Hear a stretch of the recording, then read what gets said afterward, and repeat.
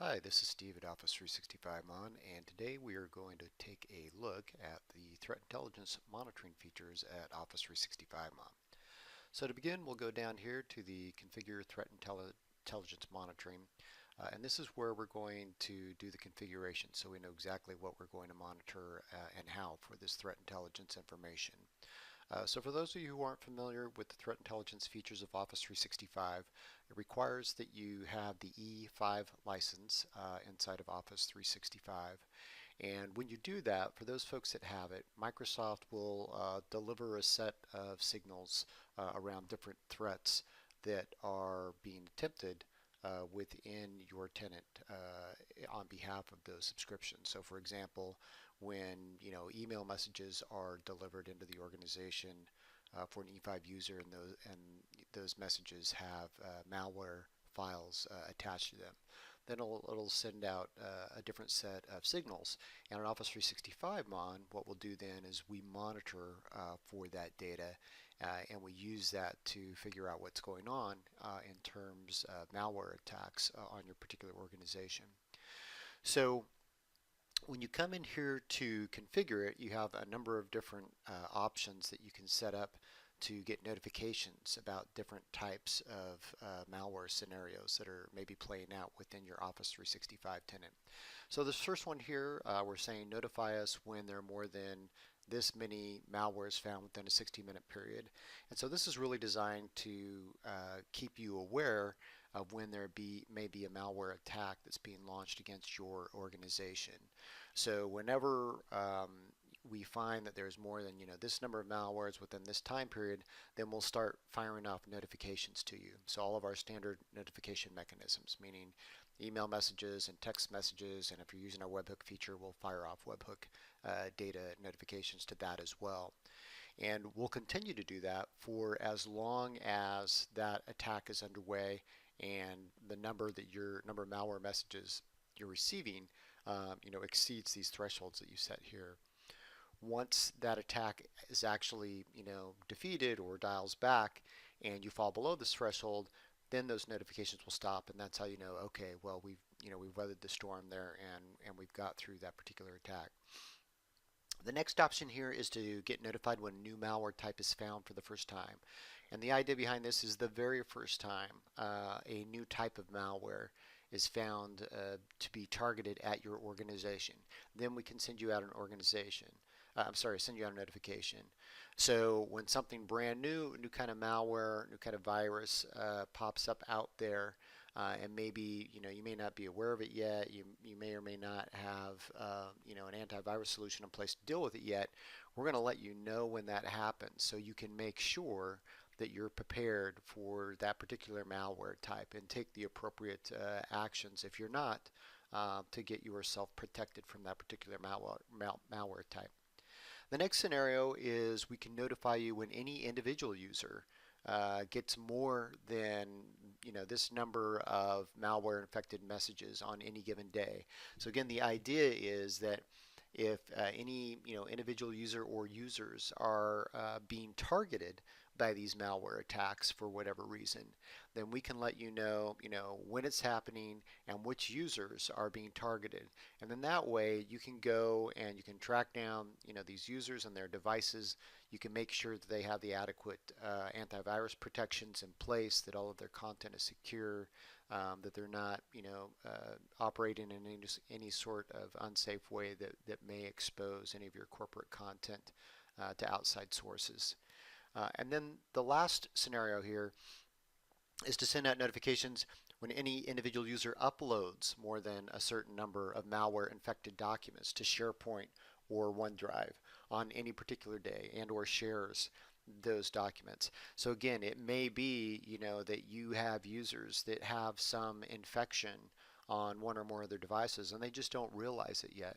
And so they may have gotten infected, and maybe other files that they have on their device or devices have gotten infected as well, and maybe they're uploading those to SharePoint or OneDrive, or they're sharing those with their coworkers, and they're infected, and so you need to know about that, and this is the way that we can do that for you. So when that happens, we'll tell you, okay, look, here's the user that's uploaded, this many infected documents in the particular day. So those are the different types of scenarios that we can, alert you about, make sure that you're on top of, and so you can get in front of any potential issues that may have a much broader impact that if you didn't know about them otherwise, you wouldn't be able to put those remediation steps in place. So once you actually have all this configured, we can actually go back, in addition to the notifications that we send out, we have a whole set of reports built around um, the threat intelligence monitoring that you can use. So for example, we can go down here and we can look at the current threat intel details. So these are the threats that have been received over the current month. So you can see which ones have been received. In this case, this is via email. You can find out information about what the malware was that was found on it, who the email was targeted at, what the email subject was, who sent it, etc. On the SharePoint and OneDrive side, if we go to there, we can see all of the different malware files that were uploaded into SharePoint or OneDrive. We can see the different sites where they were uploaded into. We can see the different lists within those sites where those files were uploaded. So we can go back and we can track those down and make sure that they're being taken care of. We can look at our current targeted users. So what this report is going to show is going to be the top 10 users that are being targeted with malware during this current month. So again, the idea is that you know which folks are being targeted the most frequently. First and foremost, you can make sure that all of the devices they're using are secure, that all of the antivirus software is up to date on all of their devices, that they haven't, just done something that's exposed them in some way to some sort of scam or other sort of malware scenario that's exposing them, more frequently than other users within your organization. In addition to that, we can go down, we can look at like the current malware trends. In this case, this is for the current month. We're only a couple of days into the month, so there's not a ton that's been happening here. But for the days in the month, we can see, okay, which malware types have been coming in, how frequently have each of them been coming in, when have they been coming in. So again, we have an understanding of what's being thrown at our organization, and we can ensure that we have the safeguards in place to prevent them from doing any damage.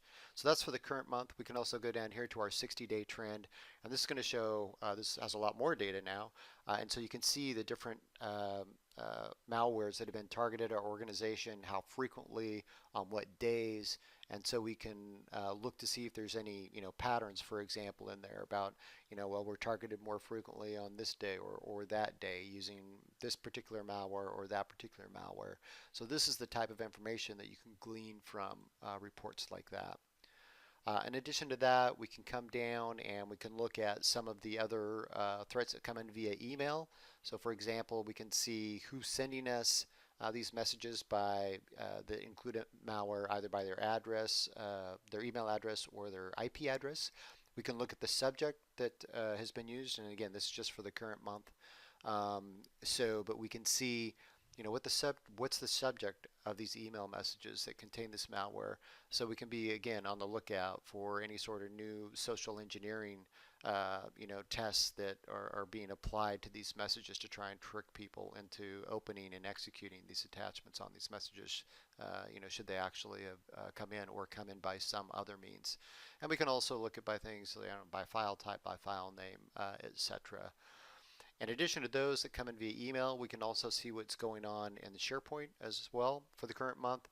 We can see, who the author is, who's uploading, these documents that contain malware.